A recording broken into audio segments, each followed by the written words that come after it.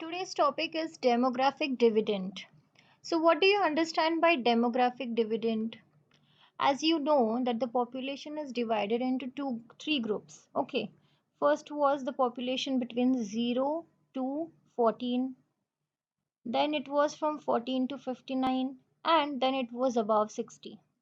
So the first and the third, that is from 0 to 14 and above 60, this is the population which is called as non-working population. Okay, as they are the dependent population. And the population from 15 to 59 or 15 to 60, it is called as the working population. Why? Because both the non-working population are dependent on the working population. So today we are going to study that what is demographic dividend. Now in short, if I tell you, demographic dividend means what? It is the economic growth potential which is the result from what? From the shifting of population age structure. Means what? When the share of working age population is larger than non-working age share of population. In short, when the working age of population is higher than the non-working age of population, that is called as demographic dividend. What is demographic dividend? The economic growth potential that results from shift in the population age structure, mainly when the share of working age population 15 to 64 is larger than the non-working age share of population 14 and younger, 65 and older. Okay, so the basic concept of demographic dividend is what? That the age factor from 15 to 64 is a working age population and it should be larger than the non-working age population, that is from 0 to 14 and from 65 and above. It is boost in economic productivity that occurs when there are growing numbers of people in workforce relative to the number of dependents.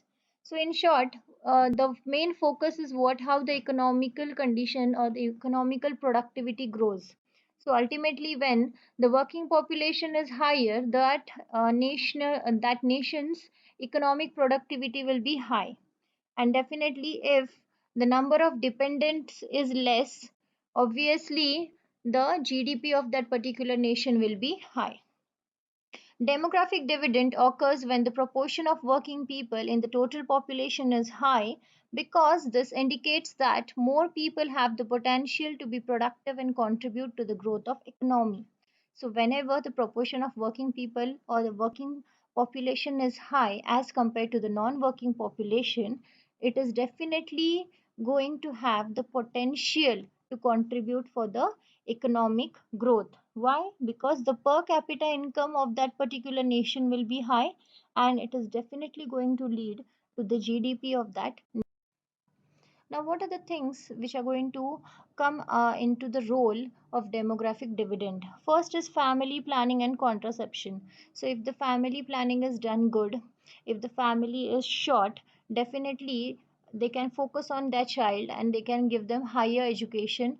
They can make everyone literate. Okay, so that is going to come with good health, good education, good economic reforms. Then the job opportunity will also be okay. If the population is adverse, that is if population is more, ultimately poverty will be there, then you cannot give good education, then definitely there will be lack of job opportunity, unemployment will be seen. So all these things play a major role in the demographic dividend.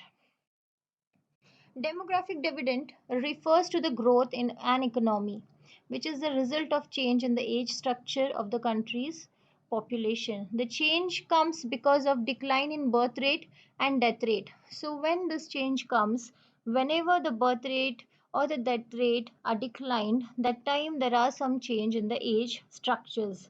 As fewer births are registered, the number of young dependents grow smaller relative to the working independent population. If the birth rate is less, definitely the young dependents are going to be less. So the working independent population will be fine. In simple words, dividend is a type of reward that is distributed among the shareholders. It is the division of profit or surplus received. So whatever the working population does, that is a type of reward.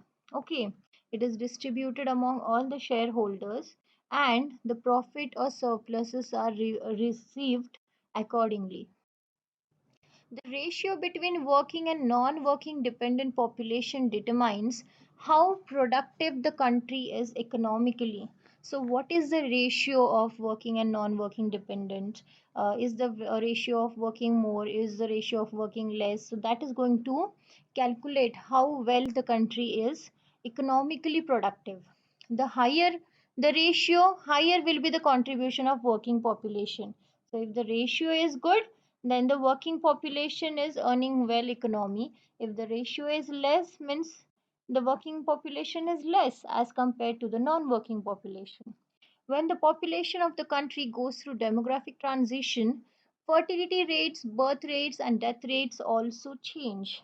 So, we have already studied the demographic transition models. We have the four stages, and all these four stages totally depend on the birth rate and death rate. There is a change in the age structure of the country. As fewer births are registered, the number of dependents becomes smaller than the working population. If the birth rate is very less, definitely the number of dependents is going to be less, and the working population is going to be more. With the fewer people to support and more people working, economies resources are invested in other areas to accelerate the country's economic development. When more working people are there, then the economic so resources which are gained, they are invested in other areas which can lead to the development of that particular country. As a result of this, per capita income increases over with time. The economic benefit is in the form of dividend, which benefits everyone in the economy. So, when the working population is good, ultimately the economic development of the country will be good. And because of that, acceleration of country's economic condition is also going to be accelerated, and it will lead to the per capita income because all the majorly or mainly most of the population is earning. So because of this, it is going to benefit everyone in that particular country economically. The benefits are not achieved automatically, so it doesn't come automatically. These are the things which are being considered in the demographic dividend.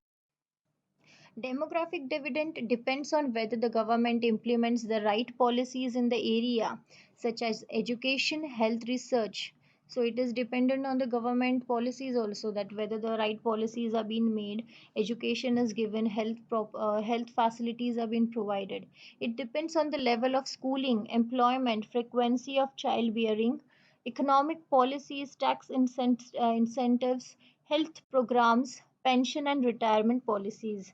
So all these things which are provided by the government, even these are considered to be playing a major role in the demographic dividend.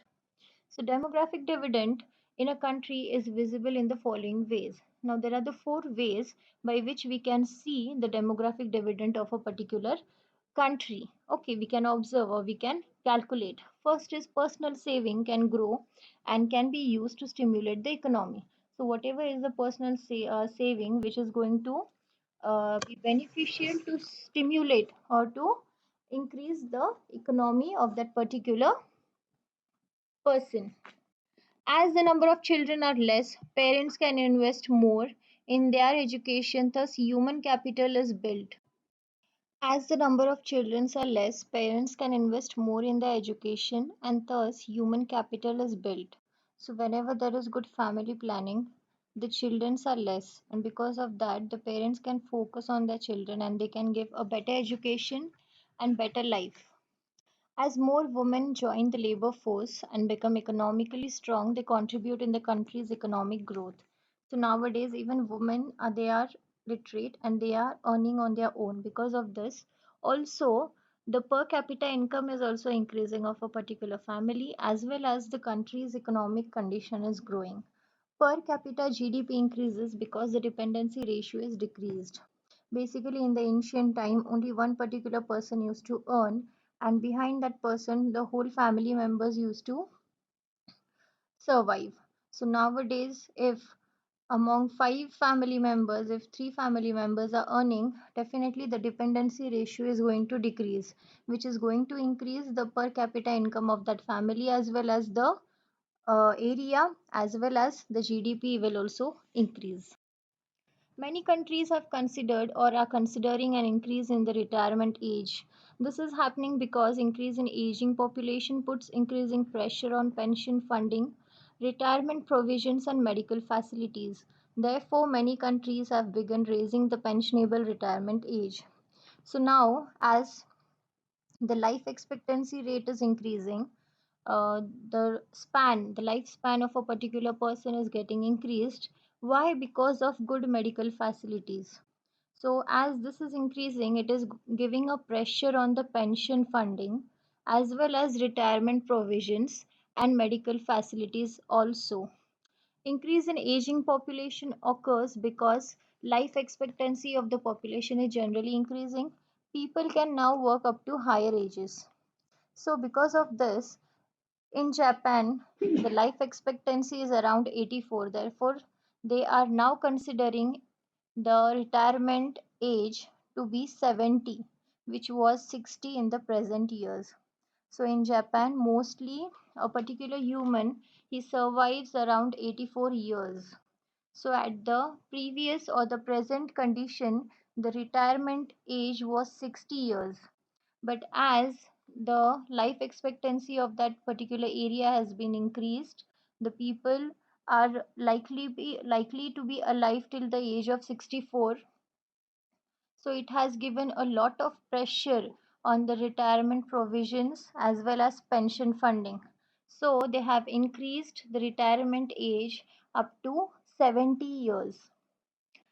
Another aspect which needs to be seen in these countries in their age structure is the proportion of children and young adult in the countries is less or decreasing. Hence, these countries have increased the retirement age.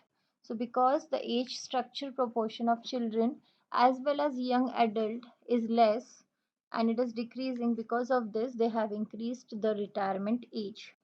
Life expectancy is likely to continue rising in India. The growing proportion of young and child population should also be considered.